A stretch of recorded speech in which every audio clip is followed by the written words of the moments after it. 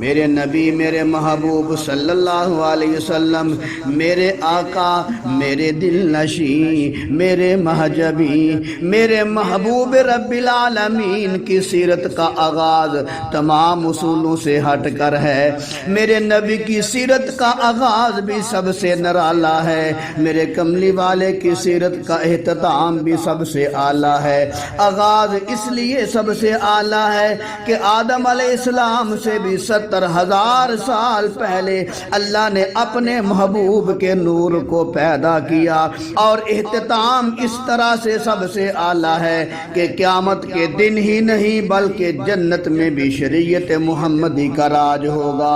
آؤ میں آپ کو بتاتا ہوں، آدم علیہ السلام کی سیرت کا آغاز ان کے پیدا ہونے کے بعد ہوا، نوح علیہ السلام کی سیرت کا آغاز ان کے پیدا ہونے کے بعد ہوا، ابراہیم علیہ السلام کی سیرت کا آغاز ان کے پیدا ہونے کے بعد ہوا، اسماعیل علیہ السلام کی سیرت کا آغاز ان کے پیدا ہونے کے بعد ہوتا ہے، اسحاق علیہ السلام کی سیرت کا آغاز ان کے پیدا ہونے کے بعد ہوا، صالح علیہ السلام کی سیرت کا آغاز ان کے پیدا ہونے کے بعد ہوتا ہے، لوط علیہ السلام کی سیرت کا آغاز ان کے پیدا ہونے کے بعد ہوتا ہے، موسیٰ علیہ السلام کی سیرت کا آغاز ان کے پیدا ہونے کے بعد ہوتا ہے، ہارون علیہ السلام کی سیرت کا آغاز ان کے پیدا ہونے کے بعد ہوا، یعقوب علیہ السلام کی سیرت کا آغاز ان کے پیدا ہونے کے بعد ہوتا ہے، داؤد علیہ السلام کی سیرت کا آغاز ان کے پیدا ہونے کے بعد ہوا،